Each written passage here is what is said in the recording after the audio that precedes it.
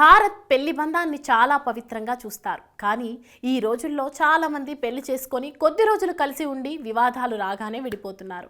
అయితే ఇది నార్మల్ జనాలు చేస్తే ఎవరూ పట్టించుకోరు. కానీ సెలబ్రిటీల ఫ్యామిలీలలో ఇలా జరిగితే మాత్రం ఇది చాలా పెద్ద న్యూస్గా మారుతుంది.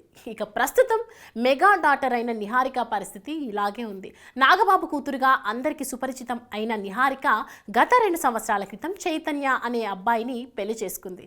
ఇది పెద్దలు కూర్చిన సంబంధం అయినప్పటికీ ఇద్దరు కూడా పెళ్లికి అంగీకరించారు. అలాగే పెళ్లి చేసుకున్నాక కూడా ఒకరి ఇష్టాలను ఒకరు గౌరవించుకుంటూ కొద్ది రోజుల పాటు బాగానే ఉన్నప్పటికీ మధ్యలో జరిగిన కొన్ని ఇష్యూస్ ఇద్దరి మధ్య దూరాన్ని పెంచడంతో కలిసి బతకలేక డివోర్స్ తీసుకున్నారు.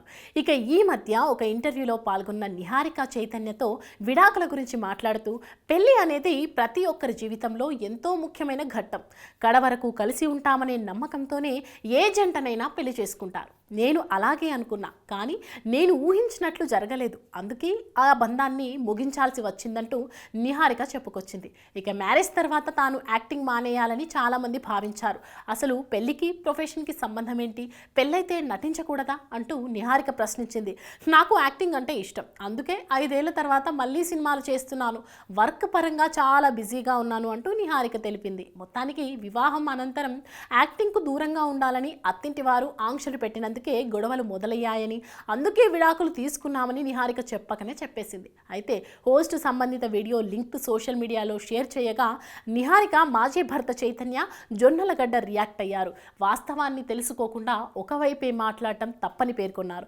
ఈ మేరకు కామెంట్ సెక్షన్లో సుదీర్ఘ పోస్ట్ పెట్టారు. హాయ్, ఇటీవల నిహారిక ఎదుర్కొంటున్న నెగిటివిటీని దూరం చేసేందుకు మీరు చేసిన ప్రయత్నాన్ని అభినందిస్తున్నా.